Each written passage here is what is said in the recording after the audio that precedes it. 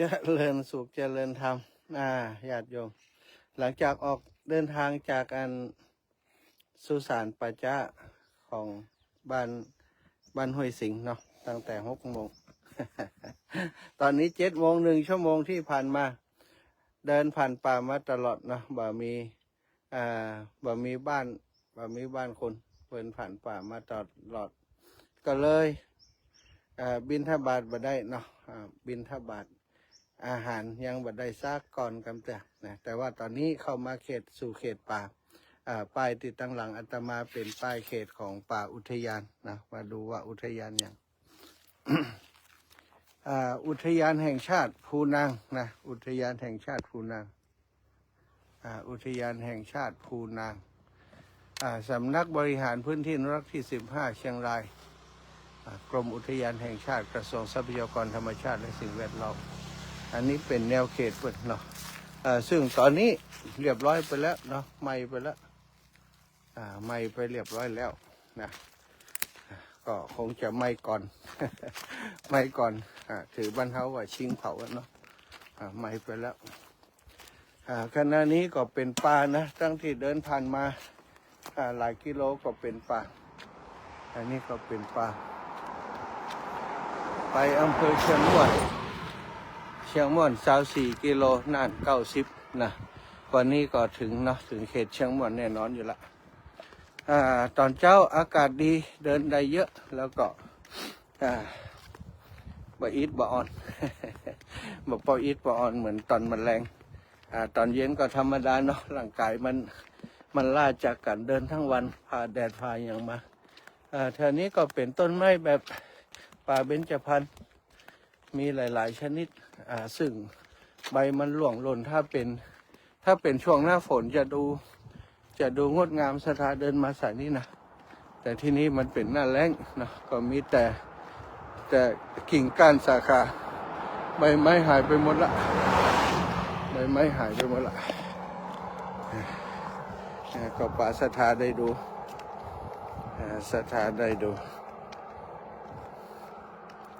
ูบรรยากาศของป่าของเขา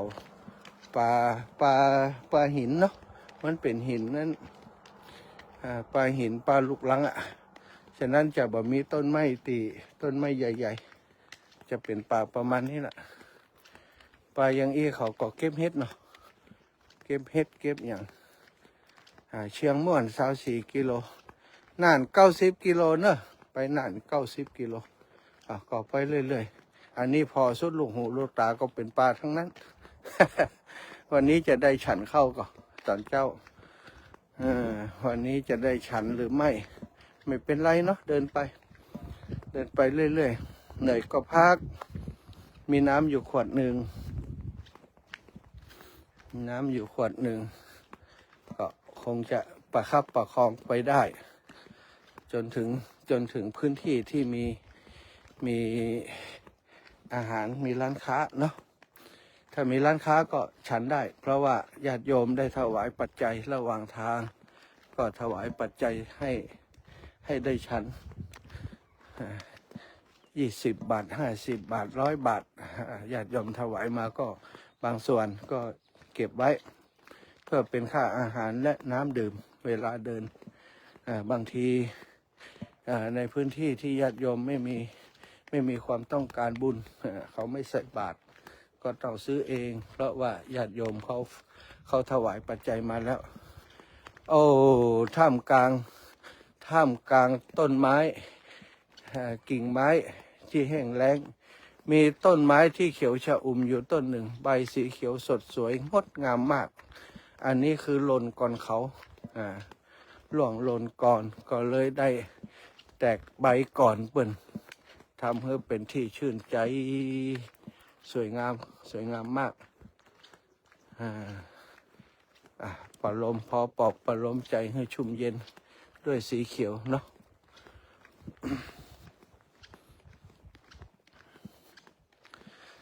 เป็นพื้นที่ป่าเสียส่วนใหญ่เป็นพื้นที่ป่าแต่ว่าข้างทางนี้แปลกอย่างว่ามีต้นพักหนอง ต้นพักกฐินนี้นักแต่นะไข่เอามาปลูกสถาบันไม้อย่างใด ต้นพักหนองนี่แล้วก็เวลามันมีอยู่ต้นหนึ่งน่ะมันก็แผ่กระจายไป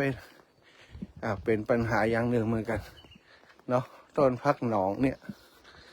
มันแตกมันกระจายมันขยายพันธุ์ตามข้างต่างได้ทุกทีถ้าจะตัดไปงัวก็ดีแต่ว่าส่วนใหญ่ก็มีใครมาตัดออกไปตัดใบมันเนาะเยธรรมาเหตุปภวะทำทั้งหลายเกิดขึ้นแต่เหตุนะสัจจะทุกสิ่งทุกอย่างมีเหตุเป็นแดนเกิดขึ้นแต่เหตุทั้งนั้นความทุกข์ความยากลำบากทั้งปวงของมนุษย์คนเราก็มีเหตุเป็นแดนเกิดขึ้นแต่เหตุแต่ผลเยธรรมาเหตุปภวะเตสังเหตุงตถาคโตเตสัญจะโยนิโรโทจะเอวังวาทีมหาสมโนธรรมทั้งหลายเกิดขึ้นแต่เหตุพระตถาคตกล่าวถึงเหตุแห่งธรรมทั้งหลายเหล่านั้นและความดับแห่งธรรมทั้งหลายเหล่านั้นพระมหาสมณะมีปกติกล่าวอย่างนี้นะพระสารีบุตรพระอัสสชิเขาชอบใจท่านมีกิริยามารยาทงดงามการเดินการเหินการเลี้ยวซ้ายการแลขวาการก้าวการย่างเดินธุดงค์เดินบิณฑบาตยามเช้าที่เมืองสาวัตถี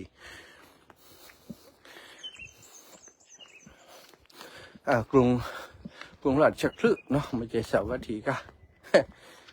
สมัยนั้นสาวัตถียังมาจากกรุงราชคฤห์พระเจ้าพิมพิสาร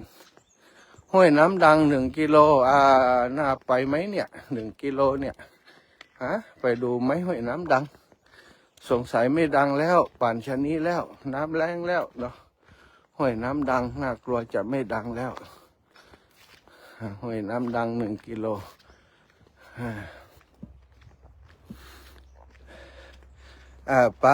พระสารีบุตร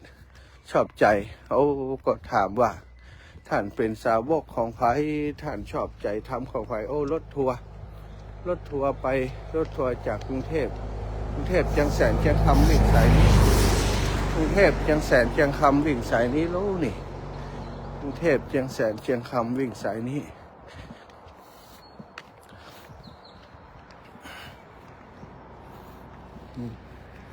เป็นเขตป่าทั้งนั้น